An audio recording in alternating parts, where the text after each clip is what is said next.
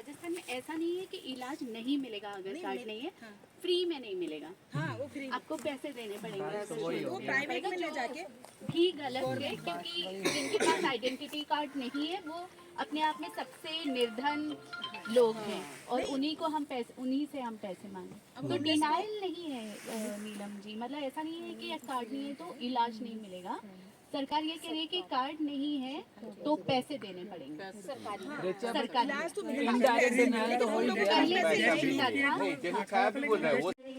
तो इस अहद के साथ, इस वायदे के साथ हम लोग सभी अपने अपने राज्यों में इस मुहिम को और इस आंदोलन को और बढ़ाने की कोशिश करेंगे। इस अहद के साथ हम यहाँ से सब जाएंगे और अब हम ये जो 4 दिवसीय कार्यशाला थी उसके तकरीबन हम आखिरी पड़ाव पर आ गए हैं।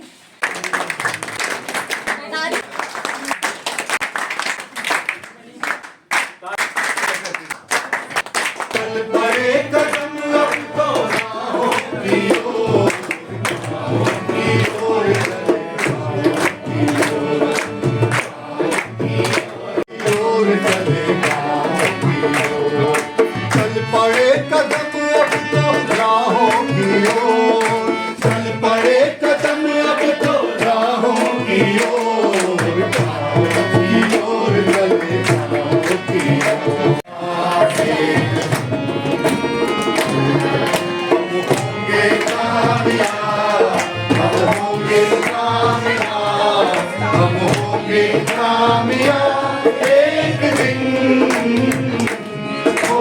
मन में है विश्वास, पूरा है विश्वास, हम होंगे कामयाब एक दिन, होगी शांति चारों ओर एक दिन।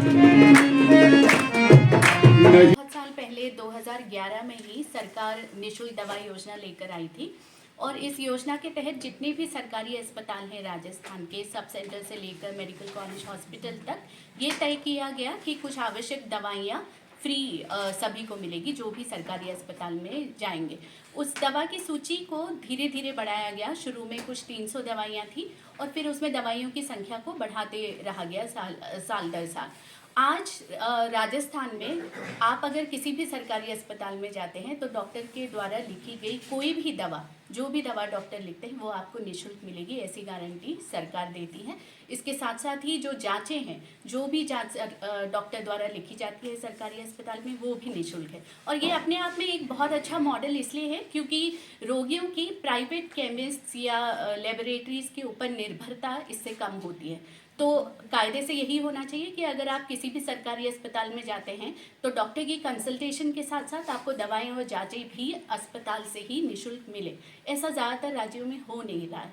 तो राजस्थान ने एक उदाहरण ऐसा दिया है कि अगर राज्य चाहें तो इस तरह का मॉडल ला सकते हैं जिससे कि रोगियों का अपनी जेब से जो खर्च है वो बहुत कम हो जाता है। ऐसा देखने में आता है कि अमूमन अगर आप 100 रुपये इलाज में खर्च करते हैं तो उसमें से 70 रुपये जो है वो दवाइयों में जाते हैं। ऐसा कई सारे अध्ययनों से निकला हुआ है। तो अगर आपके ये 70 रुपये बचते हैं तो आप खुद ही सोचिए कि जो भार है अपनी जेब से खर्च होने का उपचार में, वो कितना कम हो जाता है।